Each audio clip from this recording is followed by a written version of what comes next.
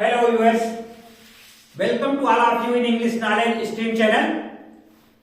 English Knowledge Stream channel में आपका स्वागत है।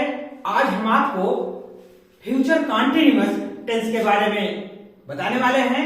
जैसा कि पिछली वीडियो में मैंने आपको फ्यूचर इंडेफिनिट के टेंस के बारे में बताया, यह ट्रांसलेशन का क्लास है। हम इसको आपको बिना देर के हुए स्टार्ट करते हैं। Future continuous tense.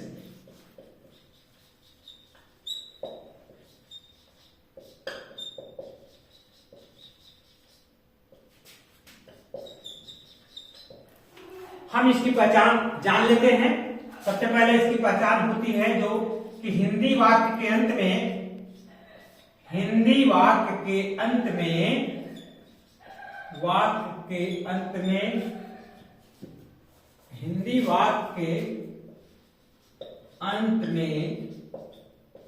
रहा होगा, रहे होंगे, रही होगी आदि शब्द आते हैं।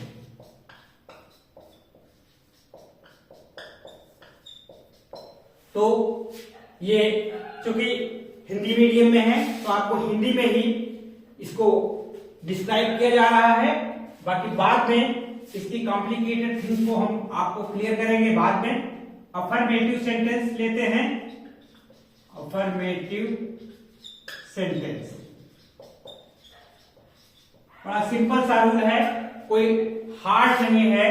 आप इसका रूल अगर देखें तो सबसे पहले होगा आई या वी अगर रहेगा उसके साथ आप शैल बी, फिर वर्ब की फोर्थ फॉर्म क्रिया में यानी आईएनजी, क्रिया में आईएनजी क्रिया का फोर्थ फॉर्म, और फिर उसके बाद कर्म रहेगा, उसके बाद अन्य शब्द रहेंगे। ये इसका स्ट्रक्चर है जैसे। और इसका दूसरा रूल भी हम आपको लिख देते हैं। रूल नंबर 1 था और दूसरे रूल में क्या रहेगा, अन्य सभी कर्ता। अन्य सभी कर्ता मतलब आई वी को छोड़कर अन्य सभी कर्ता जो भी रहेंगे उनके साथ हम लगाएंगे विल बी, और क्रिया में आईएनजी रहेगी। पूरा वही स्ट्रक्चर रहेगा। क्रिया का फोर्थ फॉर्म है और ऑब्जेक्ट रहेगा, फिर अन्य शब्द रहेंगे। ये एग्जांपल लेते हैं। वह कल बाजार जा रही होगी। अब इसको हम जब अनुवाद करेंगे तो सबसे पहले वह है, यहां देखिए आई और वी। आई माने मी और वी माने हम लोग।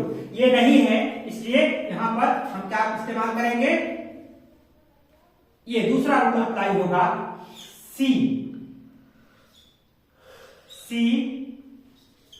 Will be going. अब यहां विल बी फिर क्रिया पे fourth form, going to market tomorrow. ध्यान दीजिए, टुमारो माने आने वाला कल और यस्टरडे माने बीता हुआ कल। तो यहां पर हम टुमारो इस्तेमाल करेंगे। तो मैं उपन्यास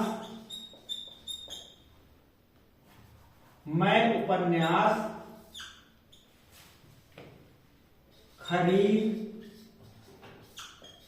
रहा हूंगा।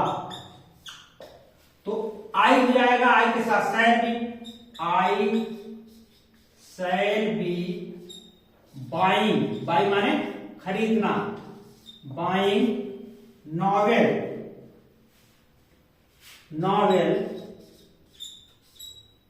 आई shall be buying novel book ही होती है। तो अब यहां पर ध्यान दीजिए, आई के साथ शैल और अन्य सभी कर्ता इसके अलावा जो आएंगे उसके साथ विल का प्रयोग होगा। अब हम इसको आपको निगेटिव देख लेते हैं। निगेटिव सेंटेंस में कुछ नहीं है, बाकी आपको खाली उसमें नेवर या नॉट जो भी रहेगा उसको ऐड करना है, बस इसका भी रूल लिख देते हैं आपको। ये रूल है, आप ध्यान दें। निगेटिव सेंटेंस का रूल है कि पहले कर्ता रहेगा, फिर या सेड, फिर नॉट रहेगा, उसके बाद बी रहेगा, क्रिया की फोर्थ फॉर्म रहेगी, उसके बाद ऑब्जेक्ट रहेगा, फिर अन्य शब्द रहेंगे। अगर नॉट की जगह कभी नहीं आता है तो नेवर का प्रयोग कर देंगे, क्योंकि नेवर का मतलब ये होता है कभी नहीं। उदाहरण में जैसे देखें, हम लोग कल मैच नहीं खेल रहे होंगे, तो हम लोग के साथ क्या आएगा? विल की शैल आप अच्छी तरह जानते हैं, वी के साथ शैल आएगा, वी शैल, फिर उसके बाद नॉट आएगा, वी शैल नॉट, फिर बी आएगा, बी प्लेइंग, खेलना, प्ले है, आईएनजी जुड़ जाएगी चौथे फॉर्म में, playing match tomorrow, we shall not be playing match tomorrow. बहुत आसान सा नियम है, इसमें बहुत कुछ कठिन नहीं है, आप अच्छी तरह समझ सकते हैं। फिर उसके बाद हम आपको इंट्रोगेटिव सेंटेंस बता देते हैं। इंट्रोगेटिव सेंटेंस, इंट्रोगेटिव सेंटेंस में पहला है, आप जानते हैं यस नो टाइप का वाक्य, यस नो टाइप। इसमें इसका स्ट्रक्चर जो होगा, सबसे पहले हम लिखेंगे विल या शैल, फिर उसके बाद कर्ता लिख देंगे, फिर बी लगाएंगे, फिर क्रिया में आईएनजी रहेगी और कर्म रहेगा, फिर उसके बाद अन्य शब्द के साथ जो आएगा क्वेश्चन मार्क लगा रहेगा। क्या हुआ है? क्या हुआ है? आज गांव जा रहा होगा,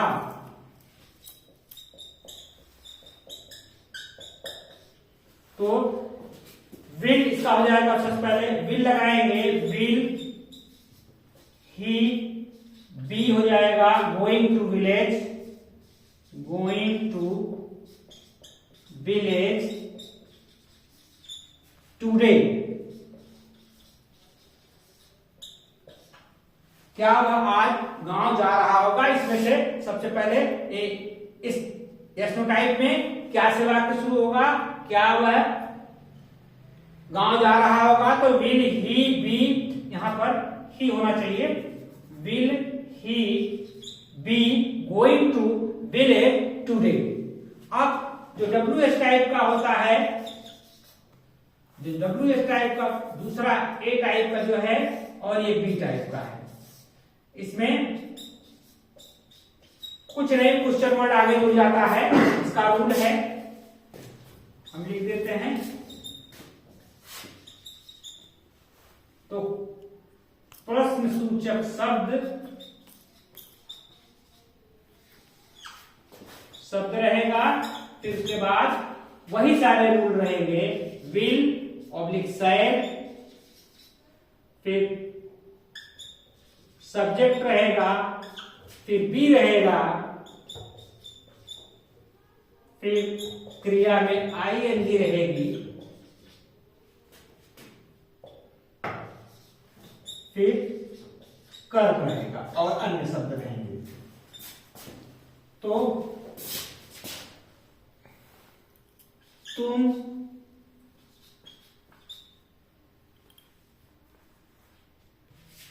ये इंट्रोगेटिव का रूल मैंने ऑलरेडी लिख दिया, थोड़ा समय कम लगेगा, आपके हित में रहेगा।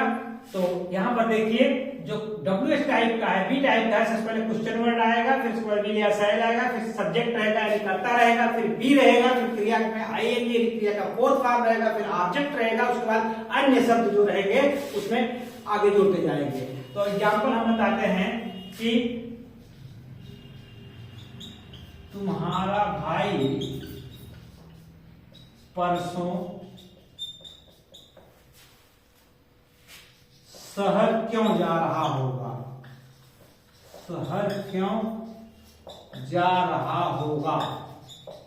ध्यान दें क्वेश्चन मार्क। तो तुम्हारा भाई, सबसे पहले क्यों यहां लगाएंगे वाई, फिर उसके बाद तुम्हारा भाई सब्जेक्ट है तो तुम्हारा भाई का मतलब इसके साथ शैल नहीं आएगा, विल आएगा। भाई विल योर ब्रदर, फिर उसके बाद बी गोइंग टू सिटी परसों, परसों के लिए day after tomorrow, the day after tomorrow, the day after tomorrow. Question mark.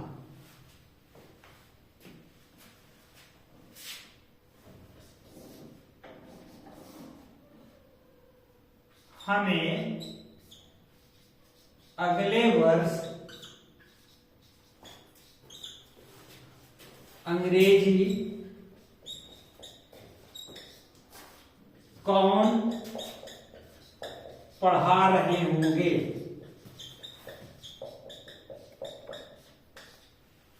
तो यहां पर कौन की अंग्रेजी पहले आएगी, who will be teaching English to us next year. ध्यान दीजिए, यहां पर आपने क्वेश्चन वर्ड लिखा हु, उसके बाद विल या शैल लगाए, फिर उसके बाद बी आ गया। ध्यान दीजिए यहां पर बी, यहां सब्जेक्ट क्या है? सब्जेक्ट ये हु जो होता है, इस सब्जेक्ट का भी काम करता है, ये माइंड करने वाली बात है। तो who will be teaching English to us next year, और अगले साल की जो अंग्रेजी होती है वो नेक्स्ट ईयर होती है। तो इस तरह के वाक्यों से आप सावधान रहें, बहुत ही टिपिकल टाइप के होते हैं, तो आप अच्छे से इसको समझे रहिए। एक एग्जाम्पल हम और आपको बता देते हैं। वह मुझे कल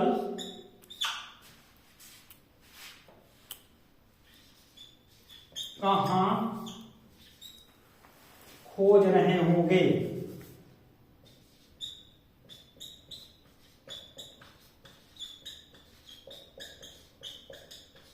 वह मुझे कल कहां खोज रहे होंगे? तो सबसे पहले अंग्रेजी लगाएंगे वेयर,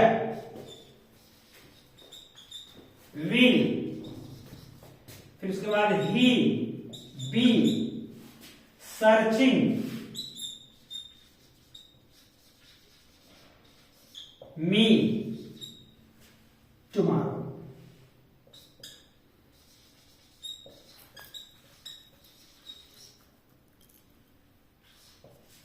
तो where will he be searching me tomorrow. तो इस तरह से आपका ये फ्यूचर कंटीन्यूअस टेंस है, और इसको मैंने ब्रीफ में समझाने की कोशिश किया। इसका स्ट्रक्चर आपको क्लियर किया। अगर स्ट्रक्चर में कहीं कोई दिक्कत हो तो आप कमेंट करके पूछ सकते हैं, वो रिमूव किया जाएगा। आप इसको नोट कर लीजिए और देखते रहिए इंग्लिश नॉलेज स्ट्रीम चैनल को। आपको सीक्वेंस में पढ़ाया जा रहा है, तो आप देखते रहेंगे तो अवश्य फायदा मिलेगा। और नए हैं तो सब्सक्राइब कर लीजिए, लाइक करिए, शेयर करिए और बने रहिए यूट्यूब चैनल के साथ इंग्लिश नॉलेज स्ट्रीम के। आपको फायदा ही फायदा मिलेगा, आप फील करेंगे। Thanks for watching.